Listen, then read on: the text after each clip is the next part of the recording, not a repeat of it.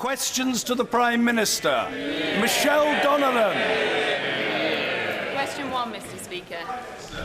Thank you, Mr. Speaker. The House will be aware of the dreadful accident that occurred at Didcot Power Station yesterday afternoon, in which 1 died and 3 are missing. I know the whole House will join me in sending our condolences to the family and friends of the victim and our best wishes to those who are still missing or were injured. I also want to pay tribute to the quick and incredibly brave actions of our emergency services, who dealt with the incident with typical professionalism. The Health and Safety Executive will carry out a full investigation to find out what led to this tragedy. Mr. Speaker, this morning I had meetings with ministerial colleagues and others, and in addition to my duties in this House, I shall have further such meetings later today. Michelle Donovan. Thank you, Mr. Speaker.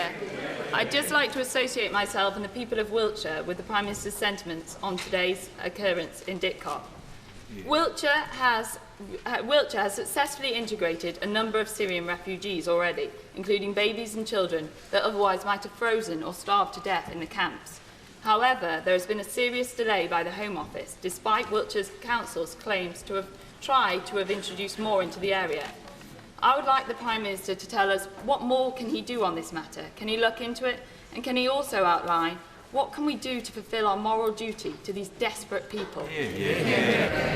Well, first of all, let me pay tribute to Wiltshire Council and to the many councils up and down our country who have done a magnificent job in integrating and taking in Syrian refugees and their families, finding them homes, finding them schools, and I hope in time finding them jobs too. If you look at what has happened across Europe in terms of the relocation and resettlement programme, actually Britain has done far better than any other country in terms of this sort of resettlement programme. We said 1,000 by Christmas, we've delivered 1,000 by Christmas. My honourable friend asked what more we can do. Well, first of all, I will make sure that she can meet with the Home Office to talk about how we can make sure this system works well. We'll continue to invest in the Syrian refugee camps, not least with the $11 billion that we raised at the landmark London conference, and we'll continue to do what we can to deliver the 20,000 Syrian refugees that we said we'd take into our country.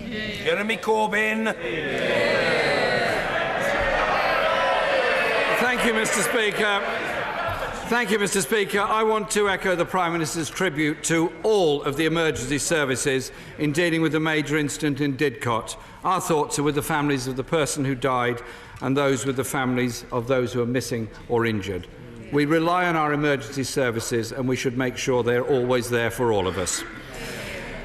The NHS staff survey published yesterday shows that 9 out of 10 junior doctors already work extra hours beyond their normal contract. The survey also showed falling morale amongst this vital group of staff. What does the Prime Minister think the Health Secretary's veto of a deal and the imposition of a contract will do to their morale? Well, first of all, the Health Secretary did not veto a deal. What we've had is for 4 years discussions about how important it is to have an NHS that works on a more 7-day basis. But let me pay tribute to the fact that so many in the NHS work so hard already at the weekends. But what matters is making sure we can have a genuine 7-day NHS. And what I'd say to junior doctors is that no junior doctor working legal hours will receive a pay cut. This contract will not impose longer hours. In fact, it has tougher safeguards to make sure it reduces the hours that are worked. We're not seeking to save money from the new contract, and nights and Saturday evenings and Sundays continue to attract unsocial hours payments. This is a good deal from a government that is putting £10 billion more into our NHS. Jeremy Corbyn. Mr. Speaker, this dispute with the junior doctors has been on the basis of misrepresented research about weekend mortality. I'll read the Prime Minister what the researchers themselves say, and I quote, "It is not possible to ascertain the extent to which these excess deaths may be preventable. To assume they are avoidable would be rash and misleading." So is the Prime Minister and his Health Secretary being rash and misleading with these figures? Yes. Let me agree with the right honourable gentleman about something, which is this dispute has been plagued by scaremongering and inaccurate statistics. The the British Medical Association, in their first intervention, said that this was a 30% pay cut. That was completely untrue. In fact, it was so untrue that they had to take their pay calculator off their website and they never put it back up again. Now, let me answer very directly the question about excess deaths. The 6,000 figure for excess deaths was based on a question asked by the Health Secretary to Sir Bruce Keogh, the medical director of the NHS. Now we've had time to go into these figures in more detail. I can tell the House this, that the Health Secretary was indeed guilty. He was guilty of an understatement. The true figures for excess deaths at the weekend are 11,000, not 6,000. So perhaps the right honourable gentleman will now withdraw his totally unjustified attack on the Health Secretary. Will he withdraw it now he knows the figures?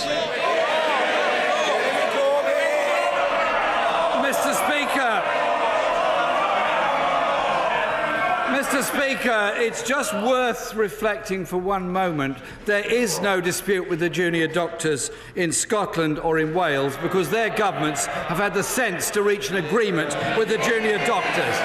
He must also be aware that the vast majority of the public of England are on the side of the junior doctors, not the Secretary of State. But the situation actually gets worse, Mr. Speaker. A Freedom of Information request by the BBC today reveals that when asked for the source of the Health Secretary's statistics, civil servants in the Department of Health decided to, and I quote, offer up the most bland statement possible that would neither confirm nor contradict the Health Secretary's statement. Isn't it time that the Prime Minister and the Health Secretary actually apologise for what they've done and correct these statements and, indeed, while they're about it, reach an honourable settlement with the junior doctors? I think that the best can be said there is he wrote that question before he heard my answer. I've given the fullest possible description of how the figure for 6,000 excess deaths was arrived at, and now the true figure being 11,000. But I note that there's absolutely no withdrawal of his accusation against the Health Secretary, even after he gets those figures. Now, he says there's no dispute in Scotland and Wales with the junior doctors. Well, the reason for that is in Scotland and Wales, they are not trying to create more of a 7-day NHS. Now, that 7-day NHS was not only in our manifesto, because I want to make sure that hard-working people can access health services at an equal rate right through the week, because you don't just get ill in the weekdays, but also if he reads his own party's report into their election defeat, they admit that the concept of a 7-day NHS was a very popular concept, and it is. So what I would say to him is you can see in England we are putting £10 billion more into the NHS. We've got 10,000 more doctors. We've got 10,000 more nurses. We're treating more patients. We now have a settlement of the GP contract. We have a settlement now of the junior doctors contract. We are building a strong NHS for patients, and that's what this is about.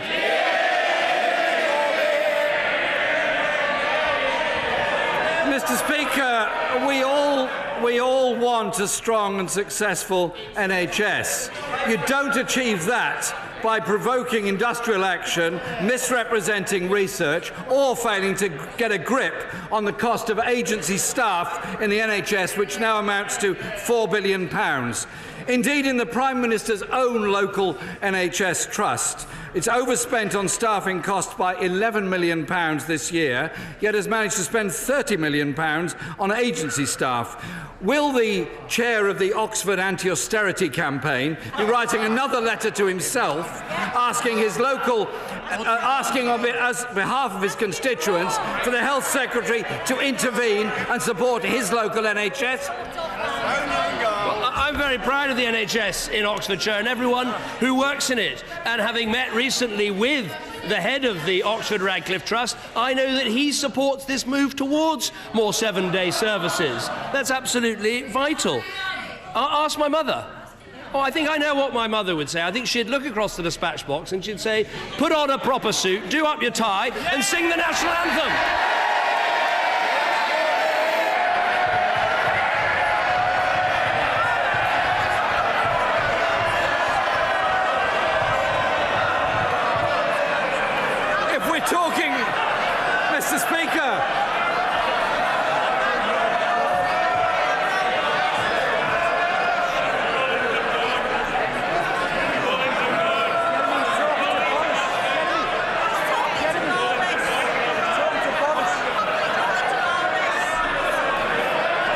Mr. Speaker, if we're talking of motherly advice, my late mother would have said, stand up for the principle of a health service free at the point of use for everybody.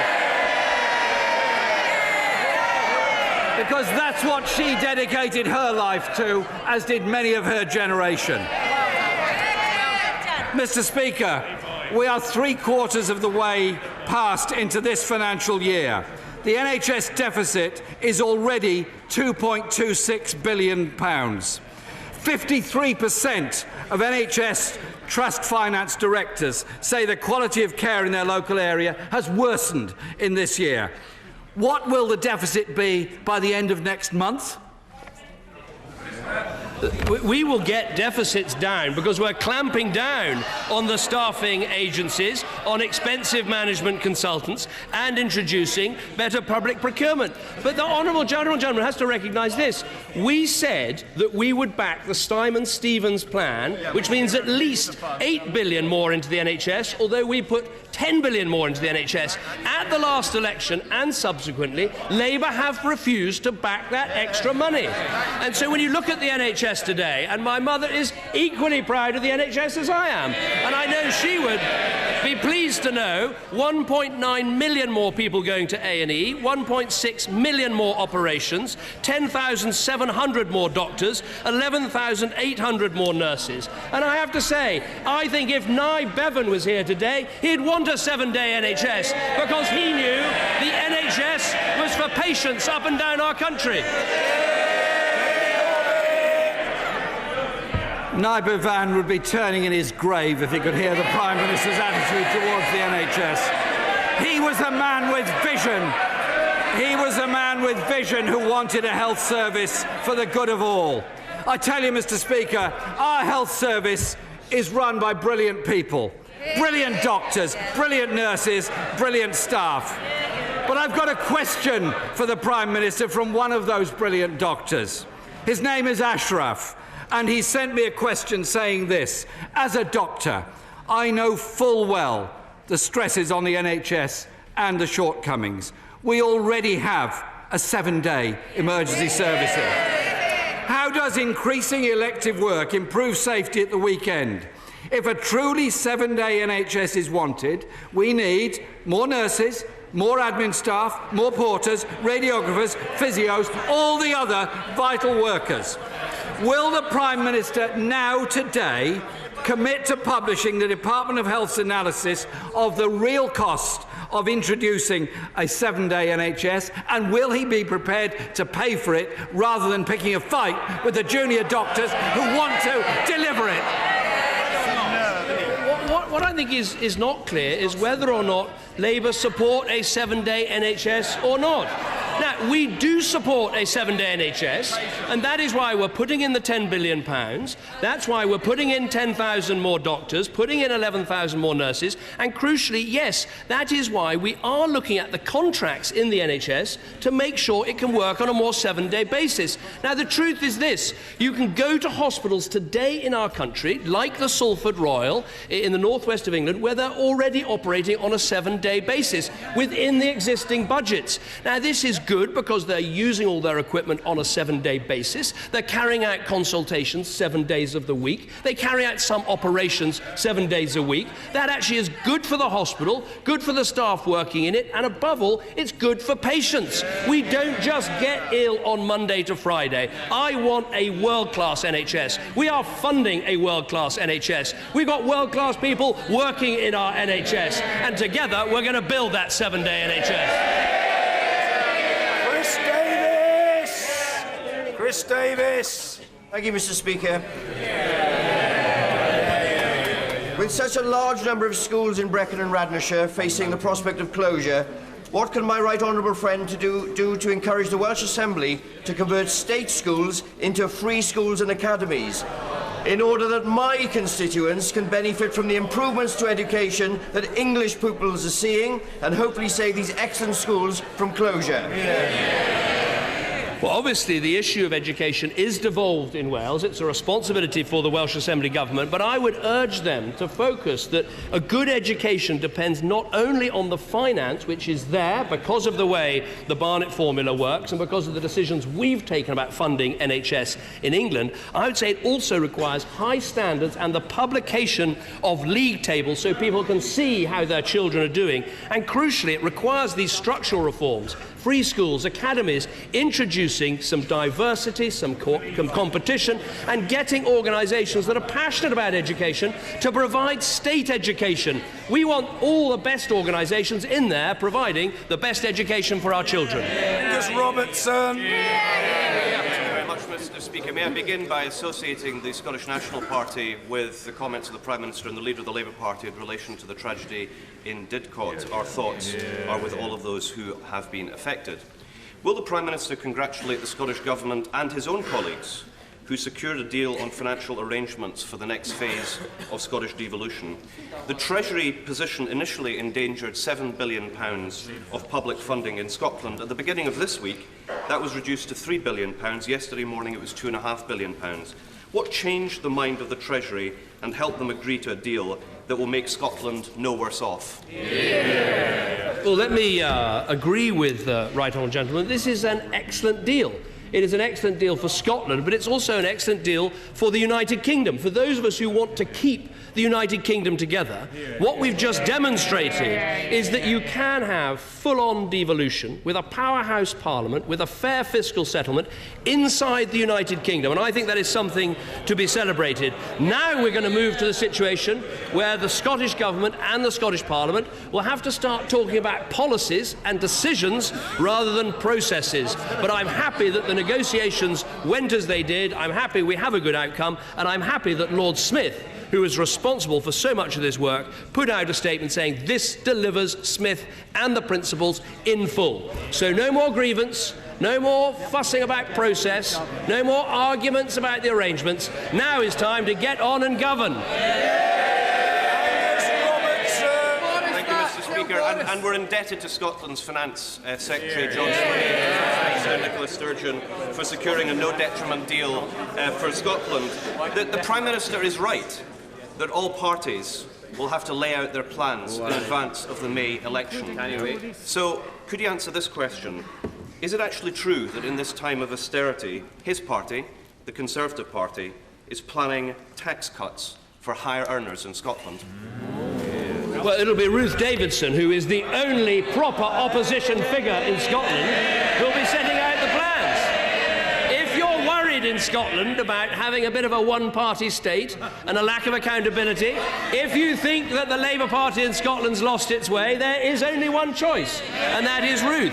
But I'll say this. I think there are opportunities to cut taxes. There are opportunities to sharpen incentives. There are opportunities to attract businesses and people into Scotland. And I'm sure that Ruth will be making those arguments. And as she does, whatever she decides, she will have my full and unequivocal support.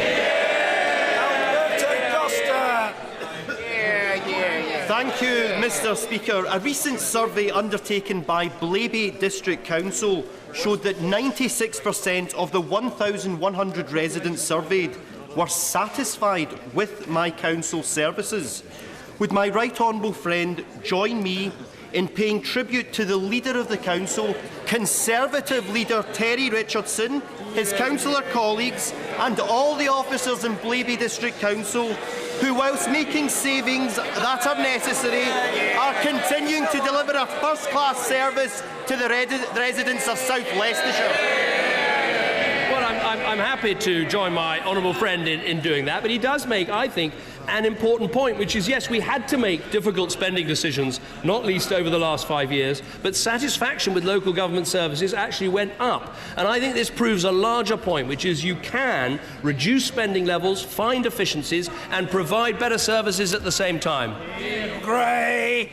Indeed, Mr. Speaker. My constituent, Frank Wason, is on long-term sick leave due to severe depression, but he is no longer entitled to sick pay, was turned down for ESA and cannot claim JSA due to his job being kept open for him. Mr. Wason cannot leave his highly skilled job as a chef due to the threat of punitive sanctions, leaving him with no income. Will the Prime Minister look at Mr. Wason's case specifically, but also the wider issue of people with mental health issues who are unable to work being expected to live on fresh air?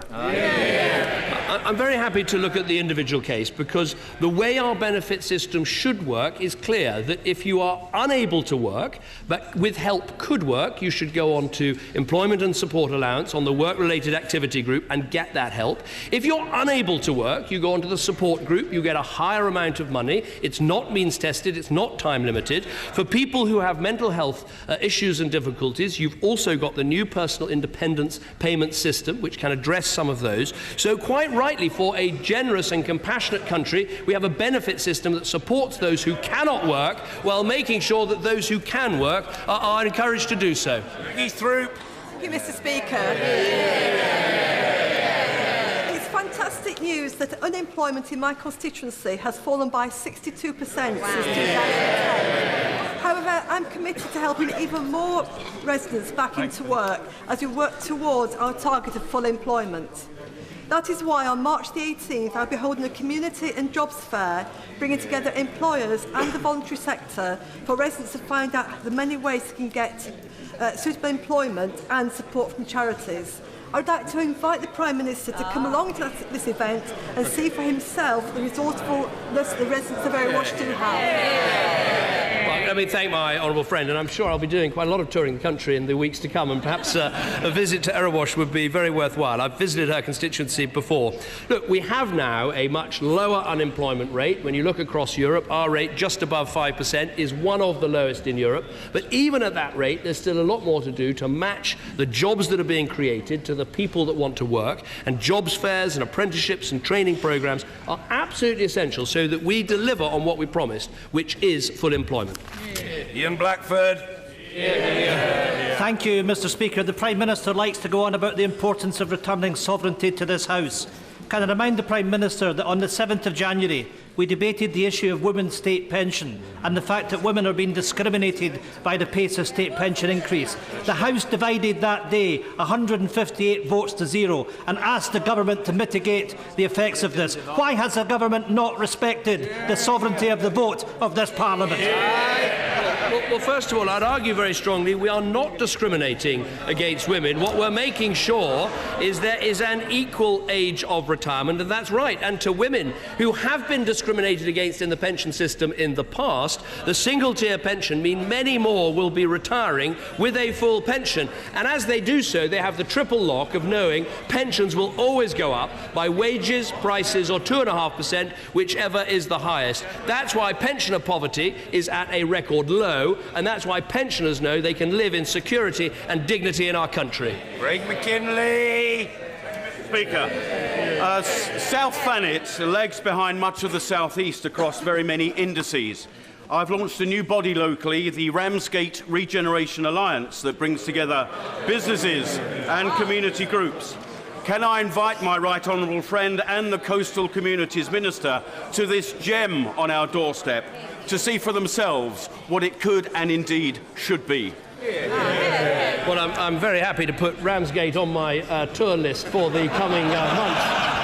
And we all remember the historic battle that he fought in that constituency. Look, we have set up the Coastal Communities Fund, and we have a dedicated minister in the government to try to help coastal communities, and I will make sure that officials from his department meet with this new alliance and make sure they look at the Ramsgate Coastal Community team and what they can do to help. Sadiq. Speaker, for 2 years, my constituents and I campaigned against the development of a luxury skyscraper. The local councillors listened and rejected the plans, but then the Conservative Minister for Local Government called in the decision and overturned the wishes of the community, showing utter disrespect for local democracy. The Prime Minister preaches localism, but will he finally admit that his government only believes in the devolution of blame for cuts not the devolution of actual power for local communities? We have a long-standing system for local planning, but also being able to call in decisions, and that operated all the time under the last Labour government. If anything, our local planning system is actually putting more power in the hands of local people, because once they've completed their local plan, it's then much easier to say yes to developments that are within that plan and no to developments that are outside it. You merryman! Mr. Speaker, last Friday I made separate visits to 3 families, all of whom have a child suffering from acute mental health difficulties, which the families felt had not been adequately assessed at the early stages by CAMHS. Colleagues from across the chamber will be all too familiar with such visits. I welcome the Prime Minister's recent commitment to reform mental health provision for young people. Can I ask him to consider reviewing the provision of initial stage treatment, and ask that he continues to be the champion for these vulnerable and brave children? Well, let me thank my honourable friend for his question. He's right that children and young people's mental health is a priority for this government. I think we can all agree across this House this is not an area that has had adequate attention or adequate investment for many years. I would highlight particularly the problems of psychosis, sometimes caused by drug use. I'd also raise the huge problem of eating disorders, where we see a rapid increase in the number of people suffering. We have gone a long way in increasing the number of talking therapies. Something like 740,000 more people are accessing those therapies when this government came to office, but we recognise there's more to be done, and that's why we're investing £1.4 billion in system-wide transformation across children and adolescents' mental health. Richard Arkless. Thank you, Mr. Speaker. Last week, Scottish Power refused to attend an evidence session with the Cashback APPG, where crucial new evidence was uncovered. As a former consumer litigator, I am utterly convinced that over 2,000 of my constituents and over 500,000 people in the UK are owed cashbacks from Scottish Power. Given this is a scandal of potentially huge proportions, will the Prime Minister agree to meet with me in the cross-party APPG to discuss how we can ensure that these ordinary, hard-working people receive the cashbacks they were promised from Scottish Power? No, well, I'm glad the honourable gentleman has raised this, because it's been raised on previous occasions by the honourable member for my honourable friend, the member for Aberconwy, and I know the cross-party group has done some very useful work. My understanding is, of course, that any alleged wrongdoing should be fully investigated. Ofgem can impose fines if they find companies have breached their licence, and I'm very happy to arrange for a meeting between him and other members of the all-party group with the relevant ministers in the Department of Energy and Climate Change, so we can try and get this fixed. Michael Ellis. Thank you, Mr. Speaker. Thank you very much, Mr. Speaker. Does my right honourable friend agree with me that with the NATO summit in Warsaw pending, with the threat of expansionism from Putin's Russia and the national security threat from Daesh, we are right in this party, in this government, to support 2% of our GDP towards defence? And isn't he shocked at the failure of the party opposite to do likewise? I think my honourable friend makes an important point, which is we do face an insecure and unstable world, particularly with what Putin has done in the Ukraine, particularly with what we see in Syria, and that's why I think 2% spending on defence and making sure we renew our nuclear deterrent is the right answer. To be fair to the Labour Party, they have got an answer. They're not going to spend 2%, they're not going to renew our Trident submarines, but they've come up with a really brilliant answer. They are bringing back, as their spokesman and spin doctor, Damien McBride. That is, 6 months after saying, and this is the Leader of the Opposition, we can win in 2020, but only if we spend the next 5 years building this movement and putting forward a vision for the new kind of politics. Honest, kinder and more caring. 6 months on, Damien McBride is back. That says it all.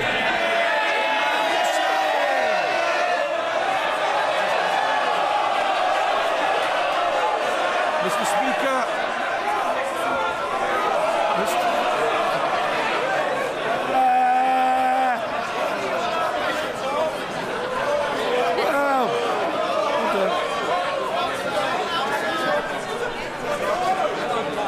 Colleagues are calling for more. There will be more. Imran Hussain. Thank you, Mr. Speaker. Last week, I visited Palestine along with several of my honourable friends, where we visited the home of Nora and her family, who have lived in the old city of East Jerusalem since 1953. However, Israeli settlers are now trying to force Nora from her home of over 60 years, and there are many other cases. Does the Prime Minister agree with me that illegal settlements and constructions are a major roadblock that hinder peaceful negotiations? And what is this government doing to help prevent the infringement of into Palestinian lives and land?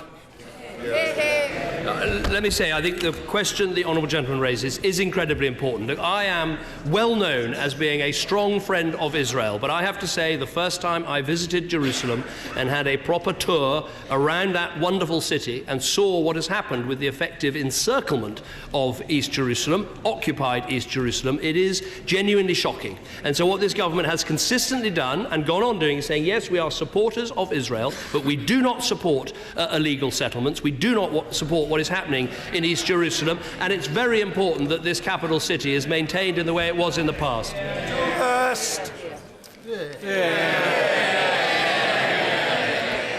Thank you, Mr. Speaker. One of my constituents, Alex Bagnall, is fighting to have his son brought back to the UK after he was taken to Poland by the mother illegally as per the Hague Treaty.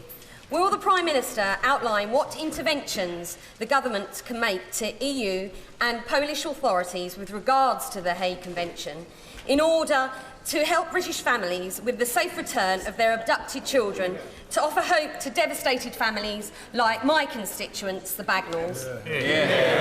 Well, my honourable friend is absolutely right to raise a case like this, and sadly there are far too many of them in our country. The straight answer is that the return decision is, of course, for the Polish court, and governments can't interfere in the decisions or processes of another country's justice system. But we do have the International Child Abduction and Contact Unit at the Ministry of Justice. They've been in constant touch with Mr. Bagnall. They're processing his paperwork. They're chasing their counterparts in Poland for information. And I will make sure the Foreign Secretary is aware of this case and does everything he can to help her and help her constituent.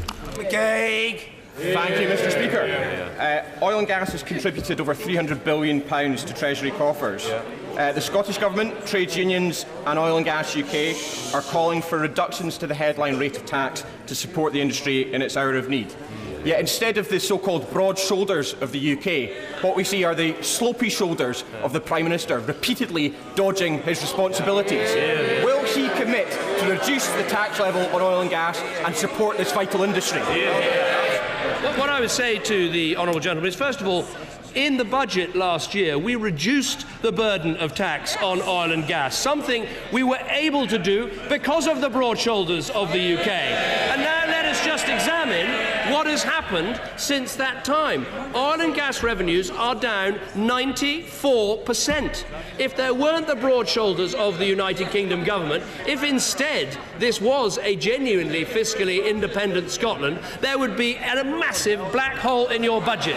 You would be cutting welfare, you'd be cutting spending, you'd be putting up taxes, you'd be facing a financial catastrophe.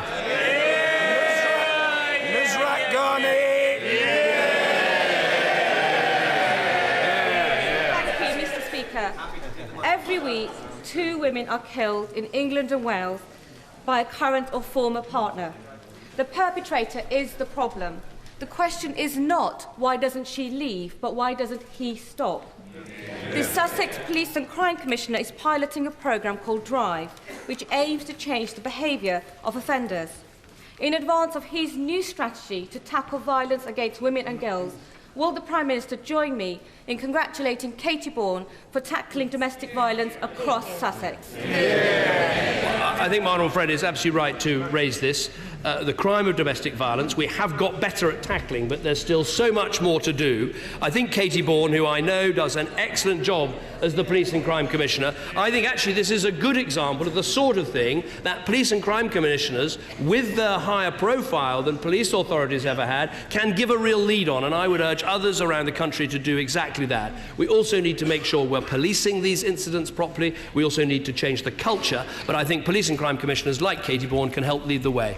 Nigel Dodds. Speaker, as the Prime Minister knows, resources were ring-fenced following the Fresh Start agreement in November to help Northern Ireland deal with legacy cases. Will the Prime Minister consider releasing some of that money, as has been hinted at by the Secretary of State, to help the police service in Northern Ireland as they face increasing pressures in frontline policing? And will he take the opportunity to reaffirm that there will be no rewriting of the past in Northern Ireland to legitimise terrorism or to promote a pernicious narrative that is about making equivalent the security forces and terrorists?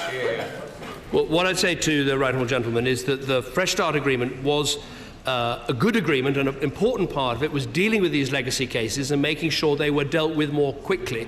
To me, it's always been about trying to heal the hurt of the legacy cases rather than trying to write new narratives. I'll look carefully at what he says about resources, because we need to make sure that the policing of Northern Ireland continues to be properly resourced, not least because we still face a terrorist threat today. Finally, Owen Patterson. Thank you, Mr. Speaker.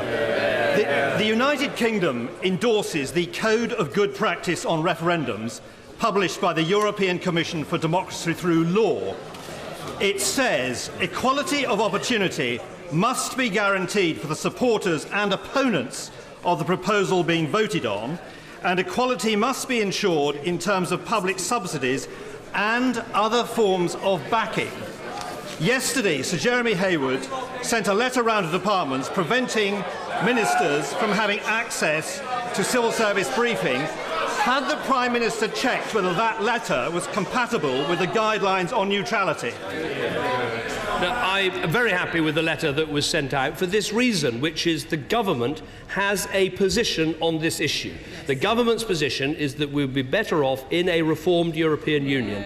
Ministers are able to depart from that position and campaign in a personal capacity. That is, I think, a very important statement. It's right in terms of how we go about it, but it does not mean the government is neutral. It doesn't mean the civil service is neutral. The government has a policy from which people can depart. As for the funding of the referendum campaign, we now have very clear laws in place and rules in place, and the Electoral Commission, to make sure that both campaigns are funded properly. And I think that is good for our democracy. Order!